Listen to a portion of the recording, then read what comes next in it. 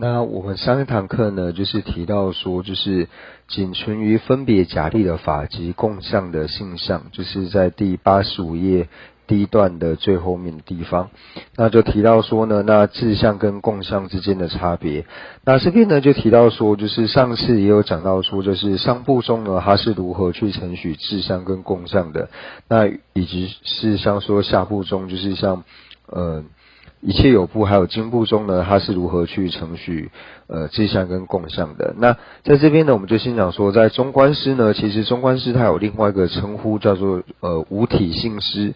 那为什么叫做说无体性师呢？因为他们是承许说地识呢是不存在的，没有地识这个东西，所以叫做无地识体性存在的缘故呢，所以称之为说无体性师。那下部中呢，就是经部有部呢，我一般会说叫做说实事师。为什么叫说实事师呢？就是因为他们是承许就是事实，就是实事存在的呢，所以叫做说实事师。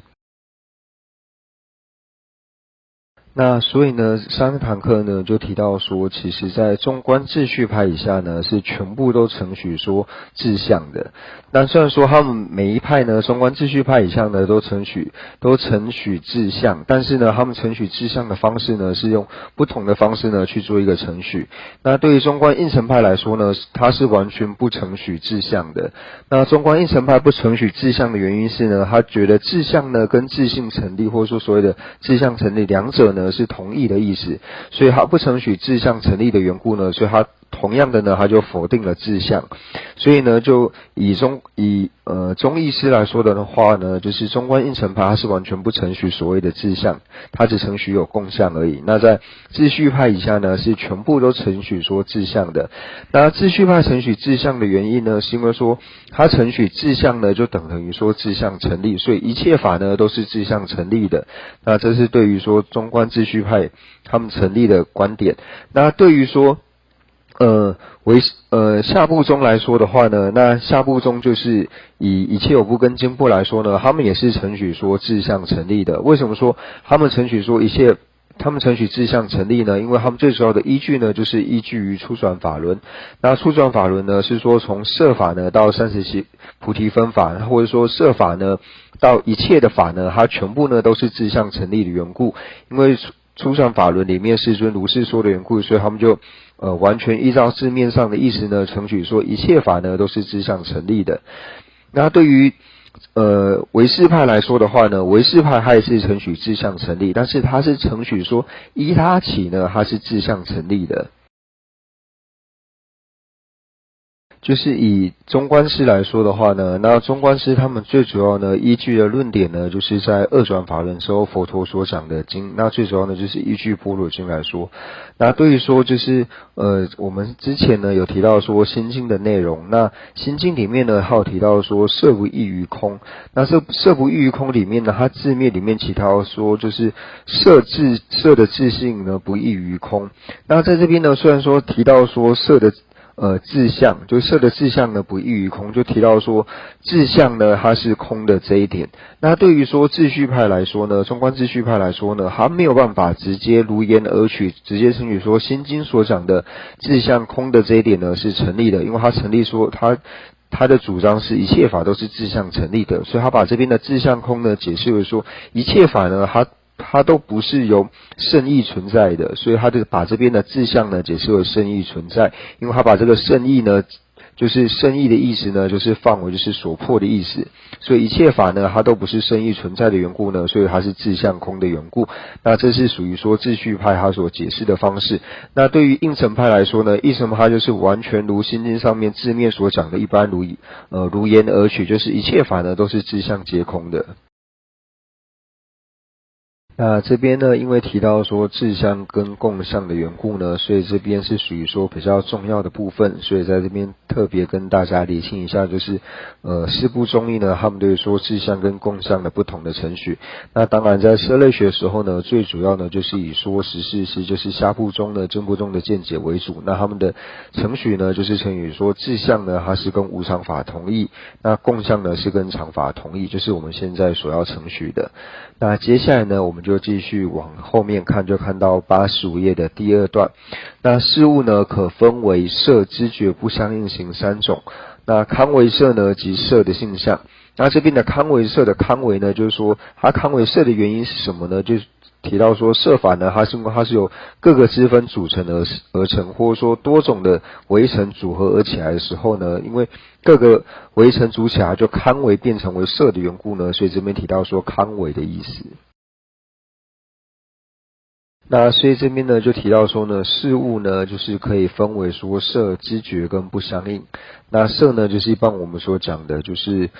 色法的部分。那知觉呢就是提到说心的部分。那还有一个呢就是它同样是事物，但不是色呢也不是知觉的呢，就称为是不相应行。那这三种呢就是色、知觉还有说不相应行，彼此之间呢，它们三者之间呢是相违的，就是没有既是色又是知觉的东西，也没有既是知觉呢又是不相应行的东西。什么样就是说这三者呢，它们没有一个共通成立的一个东西，所以这三者它们彼此之间呢是属于说相违的关系。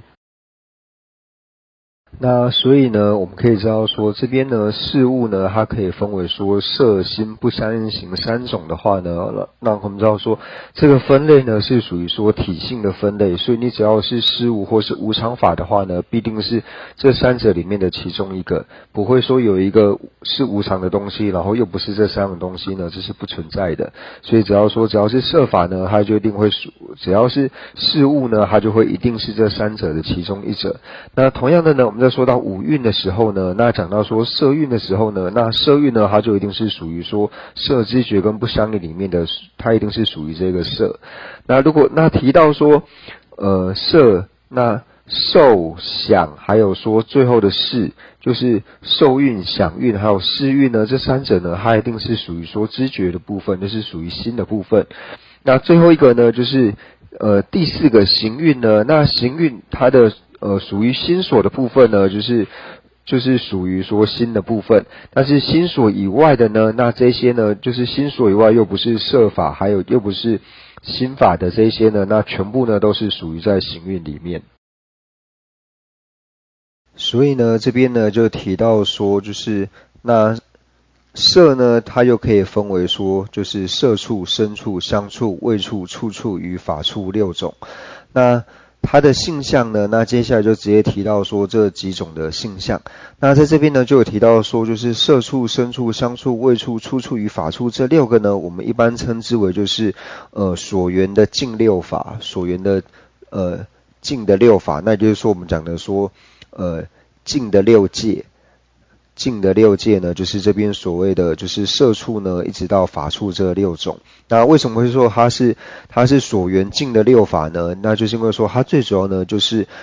六种根识呢和六种意识所缘的缘故呢，所以称为说是所缘净六法。那也可以说一般就是说我们讲的说净六界。那这边呢它的性相呢就提到说依次为眼知所取，那这个知呢你也可以改为说视，就是像是眼视所取。那耳知所闻就耳视所闻，就是把那个知改成视都是可以的，它意思其实是相同的。那鼻之所嗅，舌之所尝，身之所触，与为显现于意知的康为色呢，那就是以上各个呢就是六处它各个不同的定义呢，就是如上面所说。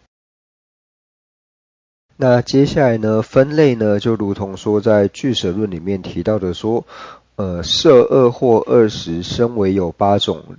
味六香4种，触11为性。那这边的第一个呢就提到说色二，那这边指的色呢并不是我们上面所讲的说色知觉不相应行这三种的色，那这边所讲的色呢主要是指说色处的色。那色处呢它分为两种，就是我们前面所提到的颜色呢跟形状这两种，所以这边的色指的是色处。那所以这边呢就提到说俱舍里面提到说色处呢它可以分为二，就是它与略分的话呢就可以分为两种，就是分为说颜色还有说形状这两种。那同样的呢色处呢它如果广分的话呢就可以分为20，那这20种呢就是提到说像之前所讲的就是4种颜色的部分呢4种根本色和8种支分色呢，所以在颜色呢就可以分为12种。那在形状的部分呢分为8种，那加起来呢就是20种，所以略分了2种，那广分的话呢就是分为20种，那这是属于说色处的分类。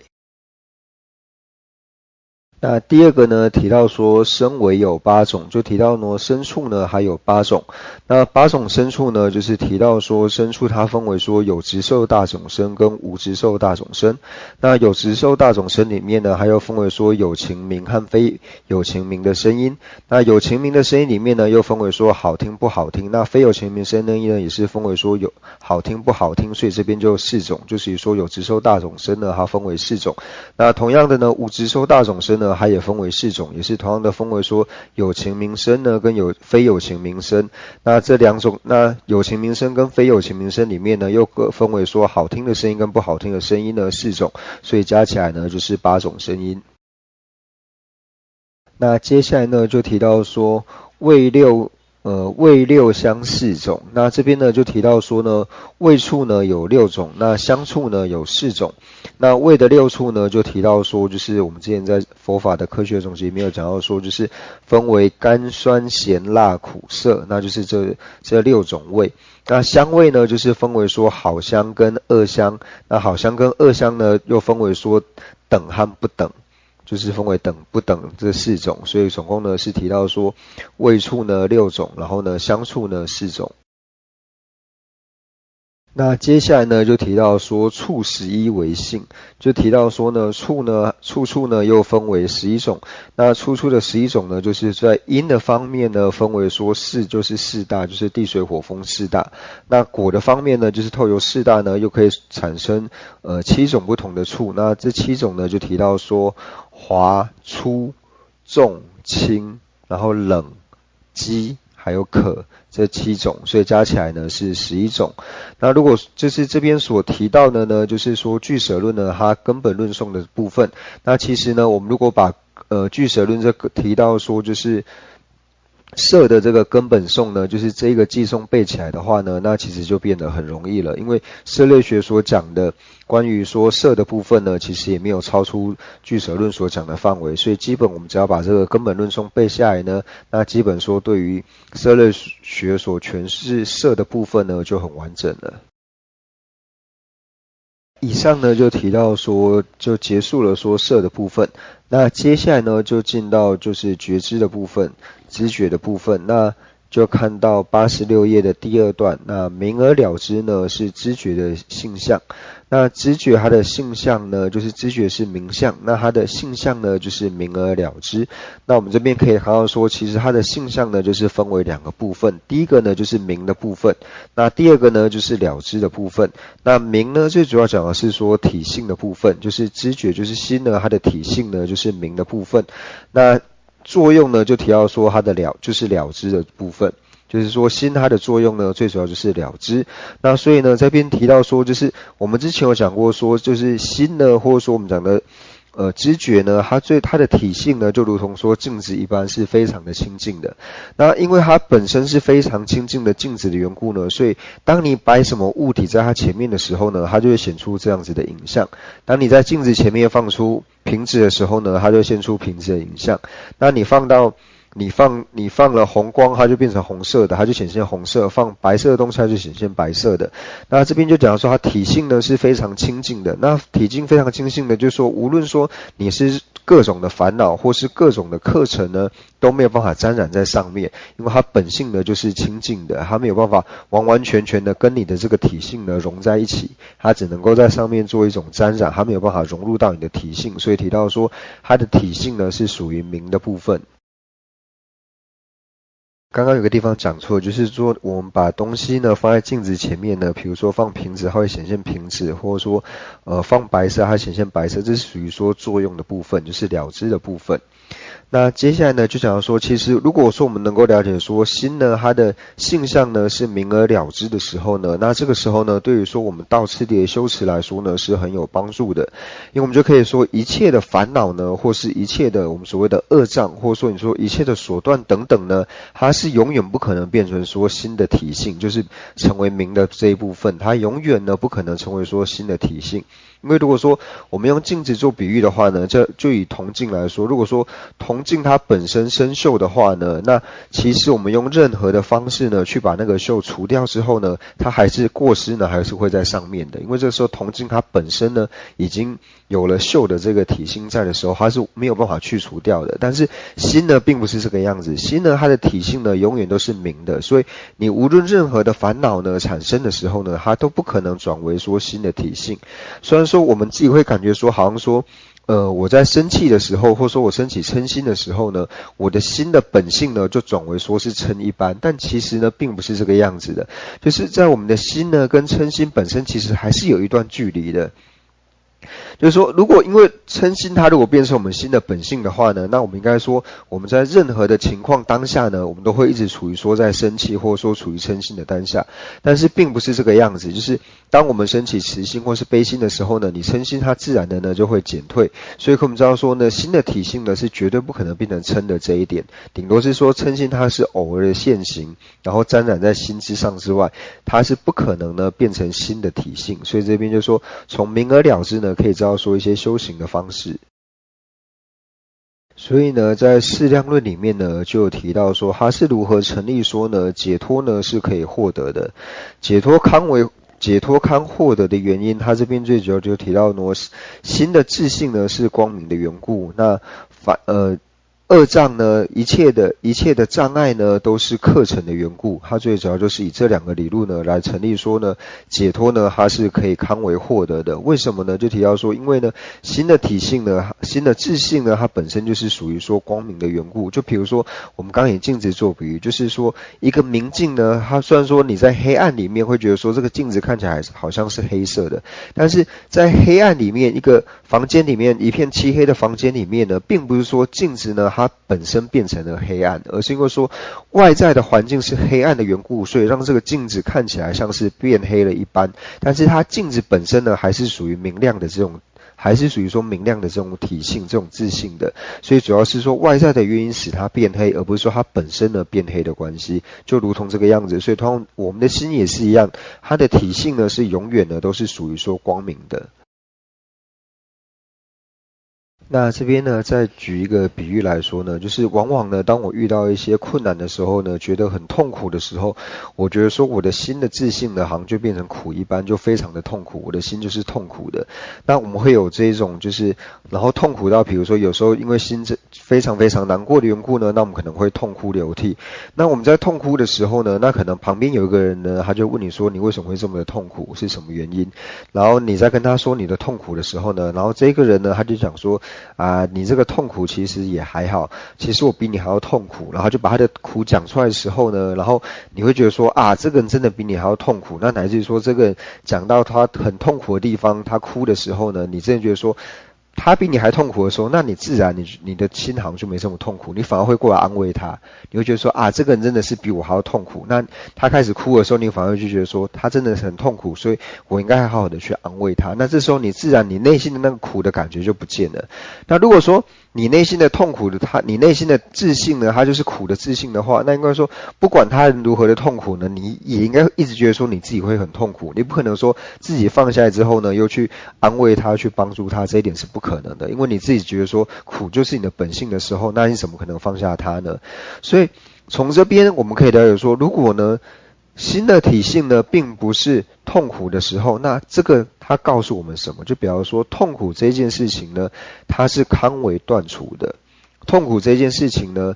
它是我们的心呢是有能力呢可以断除痛苦的，因为心的自性并不是痛苦的缘故，所以我们是绝对可以找到断除痛苦的方式的。那就比如说呢，这个时候呢，我为某件事情在操心，那我可能在哭。那你们看到之后呢，你们就来安慰我说，荣切到底发生什么事情？为什么你要哭呢？那我就把我的痛苦呢跟你们讲了之后，那你们听到之后呢，你们每个人都感到很痛苦，又开始哭的时候，那这个时候呢，我就要把我自己的痛苦放一边，然后开始安慰你们。因为跟我自己一个人痛苦比起来呢，我发现我说我要先解决你们的问题，然后反而换我来安慰你们的时候，那这个时候就比方说，我要将痛苦，一开始我很痛苦。苦，为什么会哭？就是我觉得说我的心很难过，我的心好像就是苦的本质，因为我非常难受的关系，我觉得这个痛苦跟我心是连在一起的。但是当我看到你们大家都因为这件事情，你们比我还难过开始哭的时候，我就要把个人的痛苦放在一边，那这时候我的心其实就已经感觉不到苦了。我当下要做的呢，就是要解除各位的痛苦。所以我们知道说苦呢，它并不是属于说心的自信。所以呢，我们可以了解说，这边讲的心的性象提到名的时候呢，我们就要说这个名呢，就它代表的就是说，无论说所有的苦也好，或者说我们所造的恶业也好，它都不可能成为说心的自信的缘故呢，所以称之为名。这个边就是指名的意思。那接下来呢，我们看到说了知的部分。那讲到了知的时候呢，那了知它其实包含着两个含义，就是两种不同的含义，就是第一个呢，它是有显现的意思在里面，显现或者说我们讲说见到，但是见到就是见，我们中文用见来表示会觉得好像都是眼睛的作用，所以用显现会比较好一点。那第二个呢，就是正德的意思。那我们今天讲到说就是显现或者说见到的这个意思。那就比如说我们普特，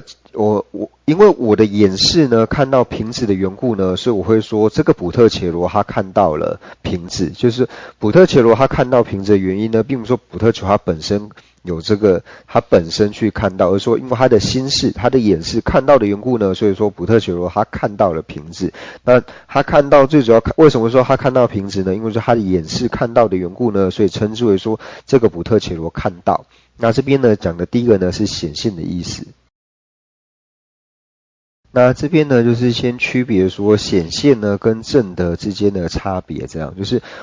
我们刚刚可以说我看到很多东西，但是我们看到并不表示说我知道或者说正得这件东西。就比如说我在路上我看到很多新的东西，就是眼睛我看到很多新的产品的时候呢，我看到，但是其实我不知道它是什么东西，因为我没有办法正得说它是什么，我不了解说它的意思。那乃至于说我们了解说这个经文的意思的时候呢，就是说我了解我知道这个经文的意思，就是我已经正得了这个经文的意思，跟我看到这个经文是不同的。你看到这段经文并不表示说你了解你正得了这个经文的意思，所以这边提到说显现跟正得的部分。所以同样的呢，我们普特伽罗说我正得某样东西的时候呢，也是透由我的心识去正得的缘故，所以说因为你的心识正得缘故呢，所以说这个普特伽罗正得了。那我们最主要去正得的心识呢，就是分为量还有说是在觉知这两者，就是透由量去正得，或者说透由在觉知呢去正得。那所以呢，我们就提到说明而了知呢是知觉的性象或是心的性象，所以呢明呢就提到说心体性的部分，那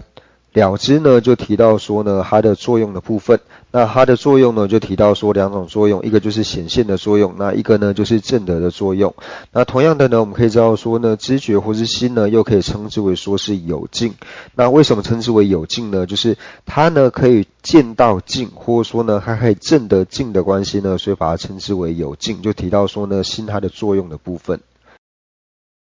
接下来呢就可以提到说呢就是即知觉的性象。那接下来就讲到说可分为眼知等六种。那这边的讲到说分为眼知的六种呢，那就提到说就是从眼识开始一直到意识的部分，就是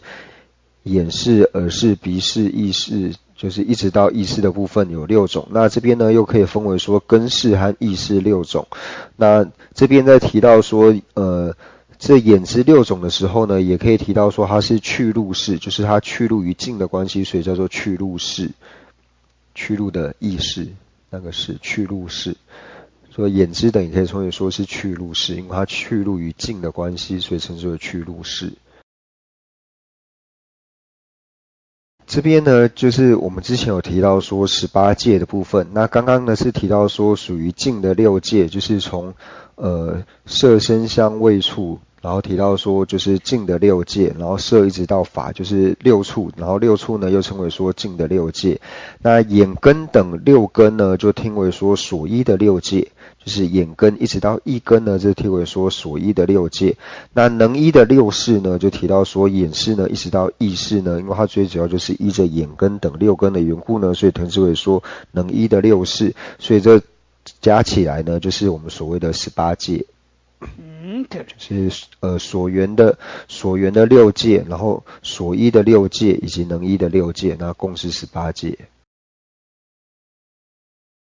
所以呢，刚刚讲到说，从色处、声处、香处、味处、法处，就是6处呢，就是都可以属在所缘缘的范围。就是当我们的眼视呢要看瓶子的时候呢，那首先你外境呢要有一个瓶子。如果说外境没有瓶子存在的话呢，就是所缘缘如果不存在的话呢，那你光有眼视呢也是没有用的。所以呢这边呢都提到说，所谓的6处呢，它都可以收摄在所缘缘里面。那第二个呢，就提到说所依6根。那虽然说我们最主要呢是透由说眼视或者说耳视、鼻视呢去看到东西，但是呢你要升起这个眼视、耳视、鼻视的时候呢，最主要呢你还是要透由6根。因为说如果6根呢不存在，或者说6根呢它不完整的话呢，我们是没有办法升起眼视的。所以最主要的呢就提到说所依6根的部分。那同样呢就是眼根、耳根、鼻根，然后一直到意根呢都是属于说6根的部分，也就是这边所讲的真上缘。那这边真上是提到说不共真上缘。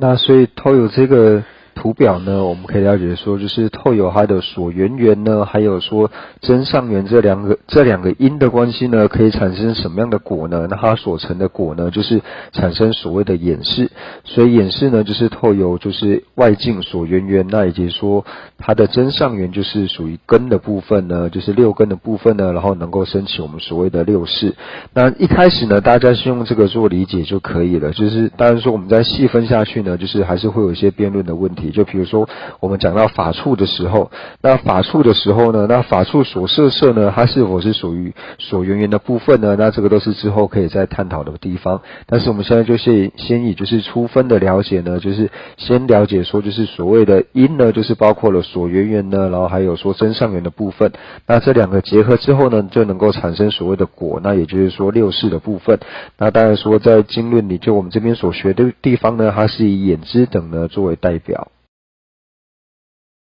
所以从这边呢，我们可以了解说，就是18界呢，它彼此之间就是因果的关系。所以当我们知道说我们的眼视呢，我们看到外面的瓶子，或者说看到什么东西的时候呢，就是它是透有就是外面的就是境，还有说像是根的部分才能够升起这个视。但是我们往往在看东西的时候呢，我们并不会有这种着意觉，就是好像看到就是看到，并不会特别去了解说彼此之间的因果。那接下来呢，我们往下看，那解释了知觉之后呢，那接下来呢，我们来看不相应行的部分。那这边呢，不相应行呢是名相，那它的性相呢就提到说被缘为非摄知觉任意的有为法，那就称之为说，那这个呢就是所谓不相应行的性相。那我们就可以提到说呢，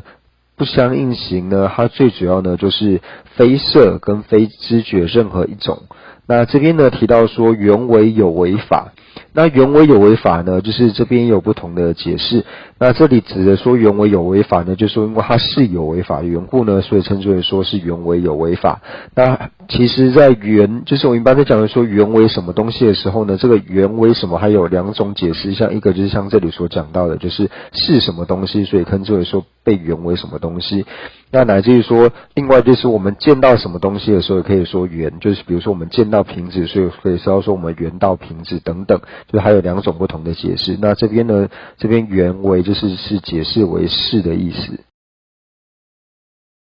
那这边就有一个问题，有人问到说意根和意识2种有什么区别？那其实意根呢，它也是属于说就是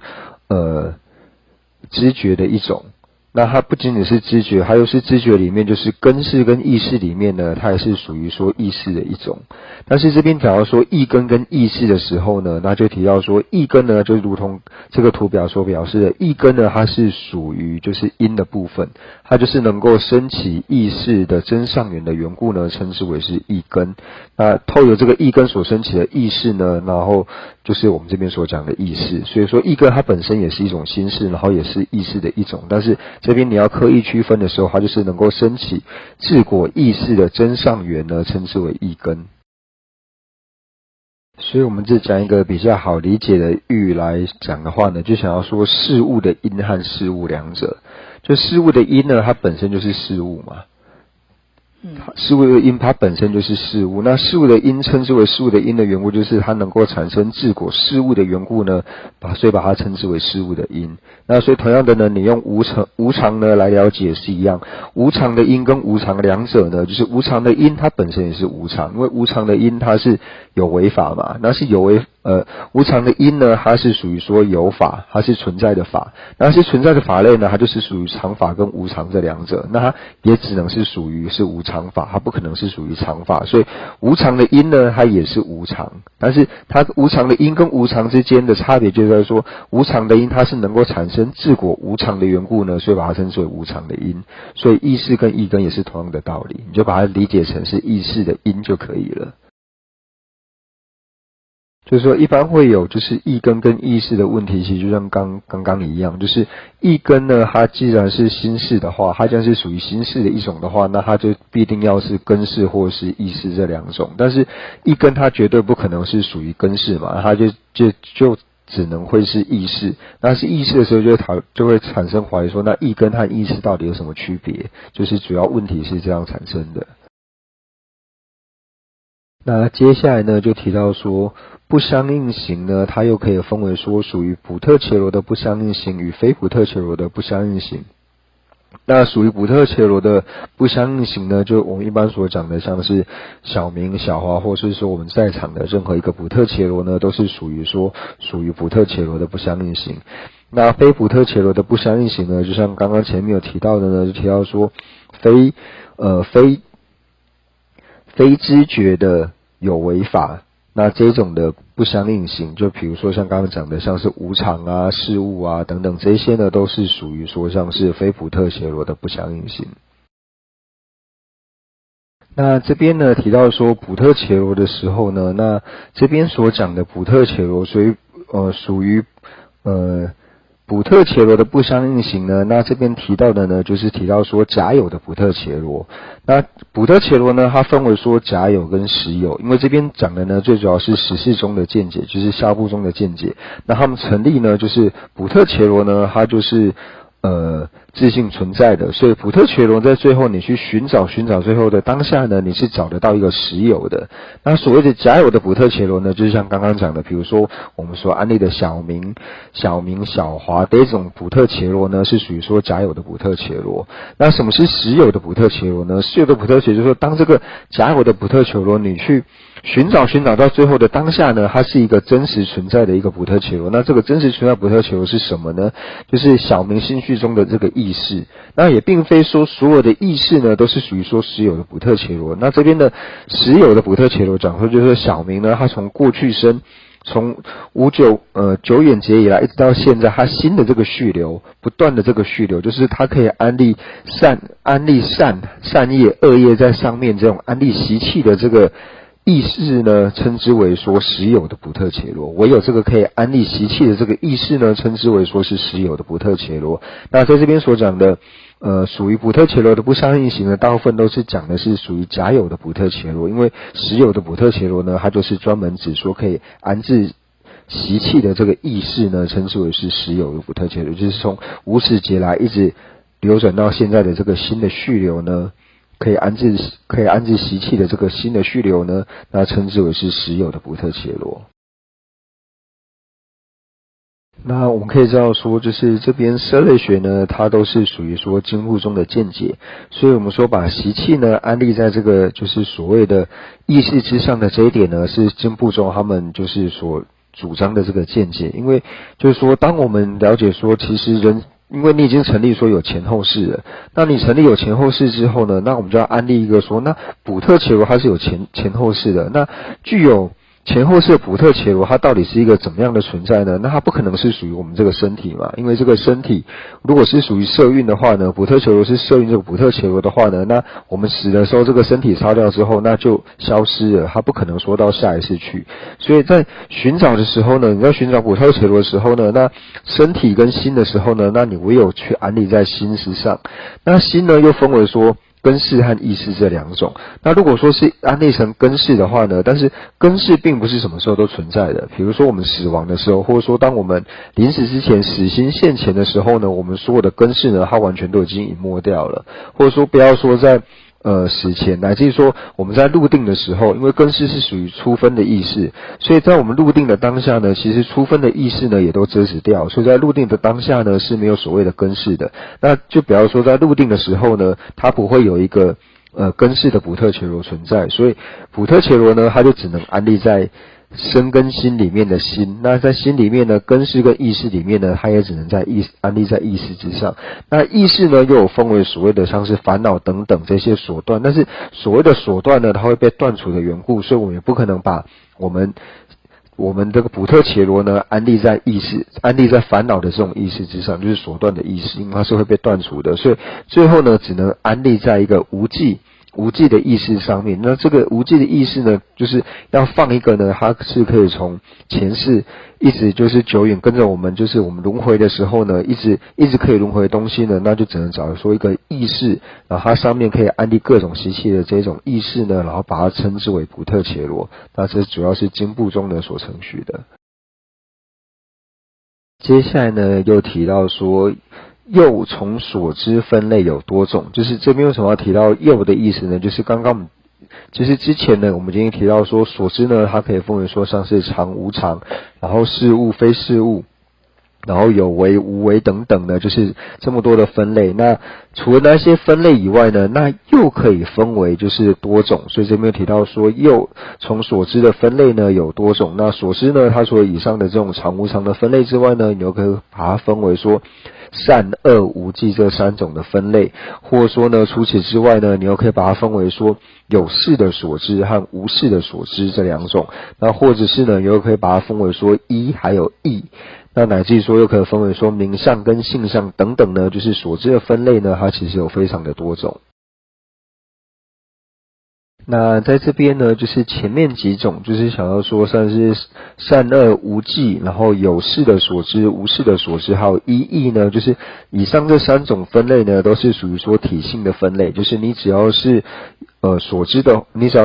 的话呢，它要么就是在善恶无记里面，它就会是其中的一种。如果你是以善恶无记做分类的话，它就是属于这三种的其中一种。那如果说你的分类呢是有事的所知跟无事的所知的话呢，那是所知的话呢，也是不一定属于这两种的其中一种。那像一义也是一样，你只要是所知，它要么属于一，要么是属于义。所以以上呢都是属于说体性的分类，但是名相跟性相就不是体性的分类，因为只要是所知的话呢，它不一定是名相或是性相。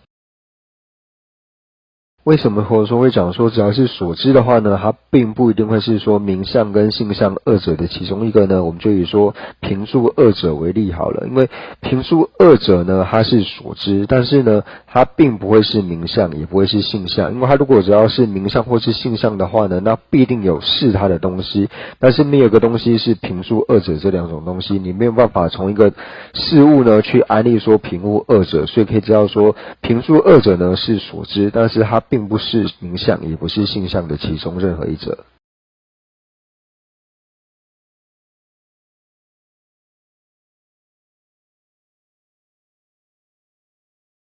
就是所知它分为说常无常两种，所知本身是常法，就是同样的概念，就是无常它分为说色法、心法、不相应行法，但